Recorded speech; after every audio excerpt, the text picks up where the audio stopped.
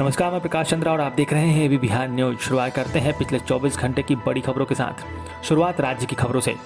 बिहार में corona virus के संकट के दौर में राष्ट्रीय जनता दल सुप्रीमो लालू प्रसाद यादव ने प्रधानमंत्री पर हमला बोला है।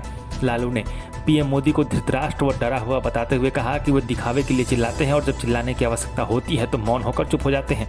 लालू ने अपने ट्वीट पर हवाला देते हुए कहा कि उन्होंने यह बात कई साल पहले भी कह दिया था।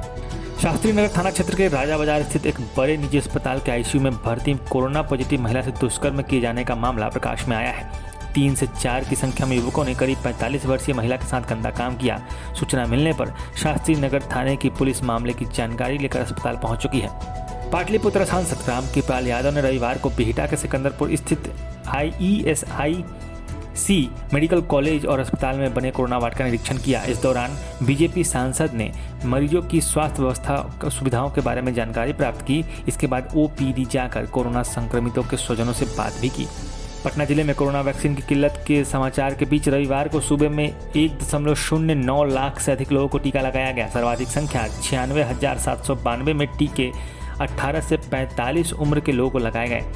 स्वास्थ्य विभाग के अनुसार पटना के अधिसंख्य केंद्रों में सैनिटाइजेशन होने की वजह से टीकाकरण काम प्रभावित रहा, लेकिन राज्य के अन्य जिलों में टीकाकरण अभियान अन्य दिनों की तरह ही जारी रहा।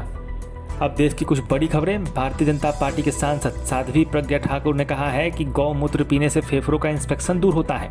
उन्होंने यह भी कहा कि इसके सेवन से कोरोना नहीं होता है। उन्होंने अपना उदाहरण देते हुए कहा कि वह नियमित तौर पर इसे लेती हैं और इसलिए कोरोना से ग्रस्त नहीं हुई हैं।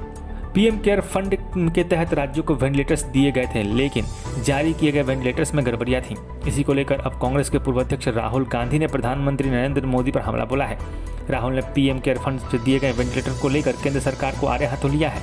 राहुल गांधी ने सोमवार को ट्वीट करते हुए लिखा कि पीएम केयर के वेंटिलेटर और पीएम के बीच काफ़ी समानताएं हैं। दोनों बहुत ज़्यादा झूठा प्रचार, अपना काम करने में पूरी तरह से फेल और ज़रूरत के वक्त दोनों को ढूंढना बेहद मुश्किल।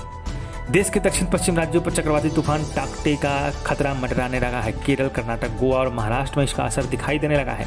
केरल, कर्नाटक, गोवा में यह पहले भी तबाही मचा चुका है, जिसमें 6 लोगों की जान चली गई थी। अब महाराष्ट्र में इस तूफान का संकट गहराता जा रहा है। अगले कुछ घंटों में भारी बारिश और तेज हवाओं के चलने की आशंका जताई जा रही है। नारद स्टिंग मामले में सोमवार को सीबीआई की कार्रवाई के बाद बंगाल में राजनीतिक गर्मागर्मी बढ़ गई। राज्य के 2 मंत्रियों, एक विधायक और एक पूर्व मंत्री की गिरफ्तारी के विरोध में सत्तारूढ़ तृणमूल कांग्रेस के कार्यकर्ता पूर्ण लॉकडाउन के नियमों की धज्जियां उड़ाते हुए सड़कों पर उतर आए और कोलकाता सहित पूरे राज्य भर में सुबह से ही जमकर विरोध प्रदर्शन किया।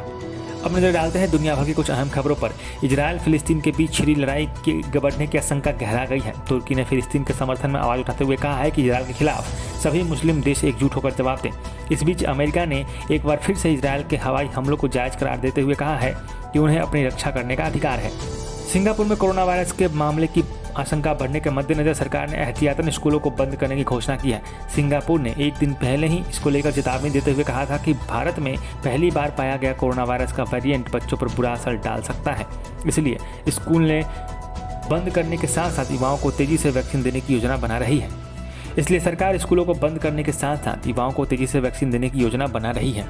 तो ये थी दिन भर की बड़ी खबरें। ऐसी खबरों से जुड़े रहने के लिए हमारे YouTube channel AB Bihar news को सब्सक्राइब करें। साथ ही इस वीडियो को ज़्यादा से ज़्यादा लाइक और शेयर करें। आप अपने सुझाव हमें कमेंट में बता सकते हैं। इसके अलावा आप हमसे फेसबुक और ट्विटर पेज पर भी जुड़ सकते हैं। खबरों को विस्तार से पढ़ने के लिए abbiharnews.com को विजिट करें। स्वस्थ रहें, सुरक्षित रहें।